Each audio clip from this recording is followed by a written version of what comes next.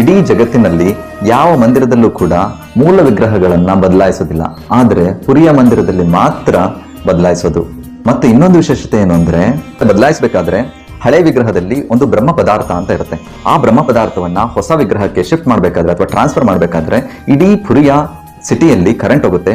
ಮತ್ತೆ ಅದನ್ನ ಟ್ರಾನ್ಸ್ಫರ್ ಮಾಡಬೇಕಾದ್ರೆ ಪೂಜಾರಿ ಕೂಡ ಕಣ್ಣಿಗೆ ಬಟ್ಟೆಯನ್ನ ಕಟ್ಕೊಂಡಿರ್ತಾರೆ, ಯಾಕಂದ್ರೆ ಅದನ್ನ ಯಾರು ಕೂಡ ನೋಡಬಾರ್ದು ಅಂತ. ನಂಬರ್ 5, ಪುರಿಯ ಕ್ಷೇತ್ರವನ್ನ ಶ್ರೀ ಕ್ಷೇತ್ರ ಅಂತ ಕೂಡ ಕರಿತೀವಿ.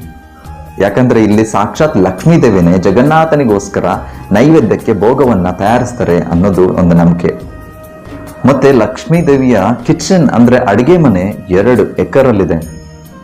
ಅಷ್ಟೇ ಅಲ್ಲ, ಈ ಅಡಿಗೆ ಮನೆಯಲ್ಲಿ ಬಾಣಸಿಗರು ಅಂದ್ರೆ ಕುಕ್ಗಳು 1000ಕ್ಕಿಂತಲೂ ಹೆಚ್ಚು. ಇನ್ನೊಂದು ವಾಡಿಕೆ ಇದೆ, ಏನಪ್ಪಾ ಅಂತಂದ್ರೆ ಜಗತ್ತಿನ ಮೂಲೆ ಮೂಲೆಯಿಂದ ಬಂದಿರೋ ಭಕ್ತರಿಗೆ ಯಾವತ್ತೂ ಕೂಡ ಅವರು ಹಸಿದು ಹೋಗೋದಿಲ್ಲ ಜಗನ್ನಾಥಪುರಿಗೆ ಬಂದವರು ಅಂತ.